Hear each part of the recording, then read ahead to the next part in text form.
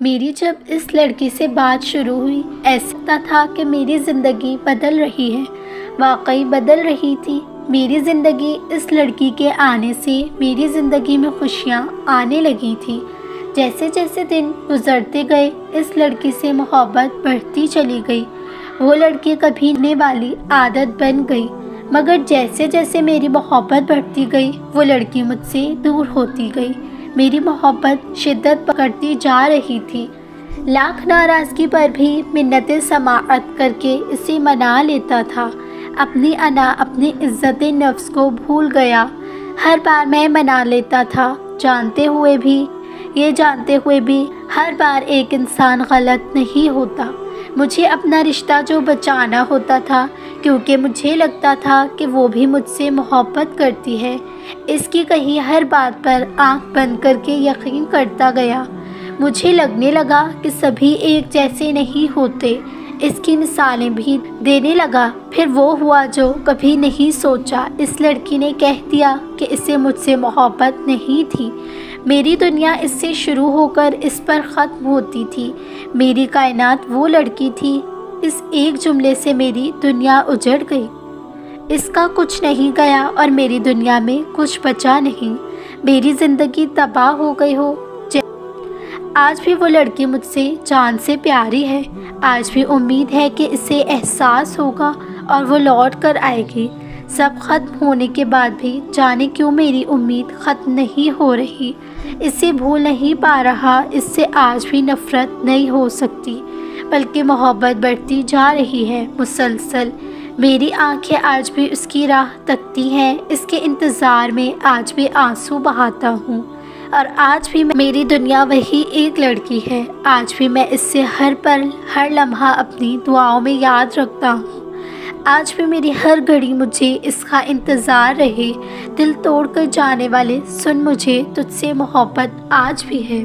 اللہ نے کتنی خوبصورت طریقے دیے ہوئے ہیں ہمیں گناہ بخشوانے اور جنت کے مستحق ہو جانے کے لیے۔ فجر کی نماز کتنی چھوٹی سی ہے، لیکن اسی نماز کے لیے اٹھنا سب سے مشکل کام لگتا ہے۔ باقی نمازیں تو ہم دن میں پڑھتے ہیں اور ان کے لیے روزمرہ کی روٹین میں سب سے زیادہ ٹائم نکل ہی آتا ہے، لیکن فجر کے لیے اپنا نرم گرم بستر چھوڑنا پڑتا ہے۔ نفس سے، شیطان سے جنگ لڑنی پڑتی ہے۔ نیند قربان کر کے وضو کرنا پڑتا ہے، پھر اللہ کے حضور جھکنا ہوتا ہے، وہ بھی بغیر جلد بازی کیے۔ اسی لیے فجر کی نماز کا اجر و ثواب بھی سب سے زیادہ ہے۔ جب ہم فجر کی نماز ادا کر کے اللہ سے اپنے گناہوں کی معافی مانگتے ہیں تو اللہ فوراً سے معاف کر دیتا ہے، کیونکہ اس وقت اللہ فرشتوں کے سامنے بڑے مان سے کہتا ہے کہ دیکھو میرے اس بندے کو، کس نے اسے مجبور کیا کہ اپنا بستر چھوڑے، ٹھنڈے پانی سے وضو کرے اور میرے گھر کو آباد چل دے۔ کسی نے مجبور نہیں کیا نا، یہ تو صرف اپنے مجھے راضی کرنے کو اتنی تنگ ود کر رہا ہے، پھر مجھے اس پر کیوں نہ پیار آئے۔ میں اسے ضرور وہ دوں گا، اسے گناہوں کی معافی بھی دوں گا اور رزق کی تنگی بھی نہیں دوں گا، یعنی دنیا و آخرت دونوں میں کامیابی صرف اتنی سی کوشش پر مل جائے تو کیا ہی چاہیے۔ یاد رکھو، معجزے روز ہوتے ہیں اور ہر جگہ ہوتے ہیں، بس وہ تاخیر اس لیے کرتا ہے کہ تمہارا یقین دیکھ سکے۔ وہ تمہیں ناممکن کے وسوسوں میں الجھاتا ہی اس لیے ہے تاکہ تمہیں ممکن کی طرف اس کی جانب کھینچ کر لے جائے۔ کن سے فیکن کی ہر کہانی پختہ یقین رکھنے والے ہی مکمل کرتے ہیں، اور بے یقینیوں کے لیے معجزے رونما نہیں ہوتے۔ جو دعا چاند کو 2 ٹکڑوں میں تقسیم کر کے اپنی جگہ سے کاٹ سکتی ہے، تو تمہیں لگتا ہے کہ وہ تمہارا مقدر نہیں بدل سکتی۔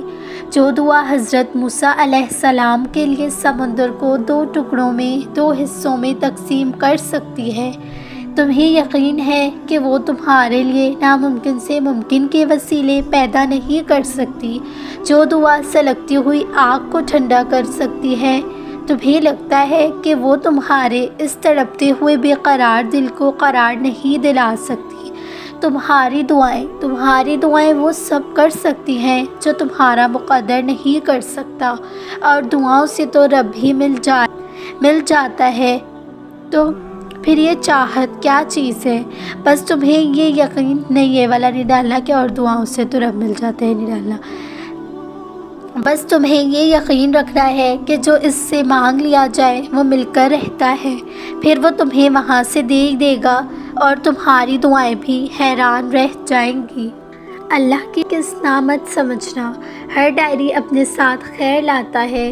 اسی حالت میں خود کو مضبوط رکھو اور اپنے یقین کو کمزور ہونے مت دو۔ اگر اللہ کا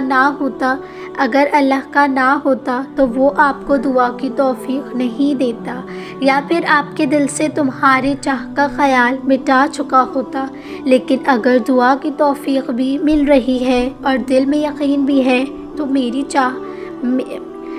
چاہ مجھے ملے گی۔ اور پھر کسی صورت دعائیں مت چھوڑنا، اور صبر